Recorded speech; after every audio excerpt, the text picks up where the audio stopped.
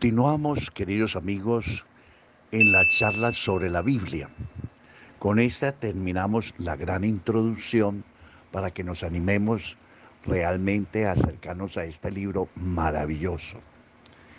En las charlas anteriores hemos hablado de tradición, una palabra para grabar, lo que ha vivido el pueblo de Dios sobre la experiencia de encuentro con un ser superior y que después pasó a la escritura.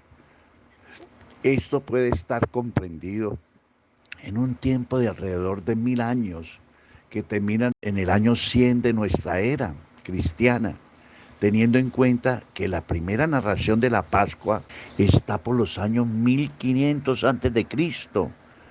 Y también tengamos claro que la Pascua es el acontecimiento del pueblo de Dios de pasar de una situación a otra, y siempre con el sentido de salvación, de liberación, como es el paso de Dios por la vida de los hombres en la Pascua de Navidad, la encarnación. Baja Dios del cielo, pasa del cielo a la tierra para dar a conocer a Dios en la presencia de Jesús, el Emmanuel. La Pascua de la resurrección, que es el paso ya después de cumplida la misión de Dios en Jesús, en la tierra, que se devuelve al cielo. Pero también existe la Pascua del pueblo de Dios. Recuerden ustedes el paso de la liberación de la esclavitud de Egipto hacia el desierto, en donde se celebra dicha Pascua como la conocemos, para hacer una fiesta rememorativa, recordatoria de cómo actúa Dios con el hombre. Siempre es el paso de Dios por la vida de los hombres. A estos dos términos recordemos también la palabra revelación, inspiración, inerrancia. Por ser revelación de Dios, inspirada por el Espíritu Santo oral, a quien la va a transmitir de generación en generación o la va a escribir para facilitar la tradición a través de los tiempos y que no se olviden, que la tengamos presente siempre tal cual es. También tenemos que pensar en las diversas tradiciones en las cuales se transmite la voluntad de Dios, a saber, la tradición yavista, porque llama a Dios Yahvé, entonces por así la reconocen, es la más antigua. La tradición elogista, posterior y más severa en lo moral que la yavista. La deuteronómica es como una reformulación de la ley de Dios, la ley del Sinaí, y la sacerdotal, que es como del manejo de los sacerdotes del culto, de la liturgia, es el mantenimiento de las celebraciones. Estas tradiciones son como las diversas corrientes que recibieron la inspiración de Dios y la fueron viviendo en sus comunidades, pueblos, lugares, costumbres, etcétera. Mientras los géneros tienen que ver es con las formas literarias de expresión, como directamente lo son la poesía, la narrativa, la sabiduría. En forma de buena noticia, entonces sería la forma evangélica. En forma de cartas ilustrativas, educativas, las epístolas. O definitivamente el género apocalíptico, que es un género cifrado, es un género como mistérico escondido para que solamente lo conozcan los iniciados, los que saben de lo que se está hablando, y no lo descubran los que no saben.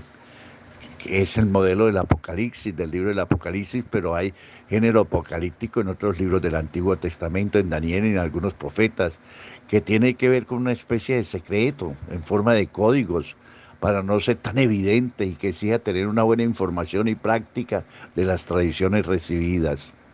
Un buen cristiano hoy en día debiera conocer a maravillas el género apocalíptico y saber leer los signos que hay allí metidos. De nuevo hay que tener en cuenta que por las tradiciones, los estudiosos van determinando las épocas, los tiempos, las culturas en la cual aparecen estos escritos, estas tradiciones, y a su vez el organizarlo en el orden que aparece en la actualidad es meramente ideológico, no es histórico, no es cronológico, es ideológico y según la idea que va rigiendo todo el libro, toda esta biblioteca de 2 pisos. Recogiendo entonces todo lo que hemos hablado sobre la Biblia, podemos decir que es un libro totalmente diferente a todos los que han pasado por la mano nuestra. Es un libro muy especial. Con este libro yo voy a tener un diálogo con el creador del universo y del hombre, y voy a conocer lo que Él quiere que yo conozca de Él, para que conociendo, crea, lo ponga en práctica y aprenda a amarlo, le adore y dé testimonio de un encuentro personal e íntimo con Él. Y es de ahí donde me nace la fe. Por esto, cuando tome la Biblia, debo hacerlo con respeto, con devoción y reverencia, con mucha humildad, sintiendo que voy a hablar es con Dios, lo voy a escuchar con un verdadero sentido de fe.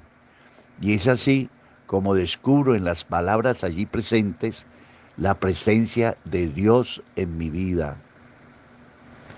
Al llegar a este punto, en un buen sentido común, entenderíamos que en este libro aprendemos la verdadera sabiduría, la sabiduría de la existencia, y conoceríamos el manual que nos ayudaría a saber manejar mejor y con claridad nuestra existencia.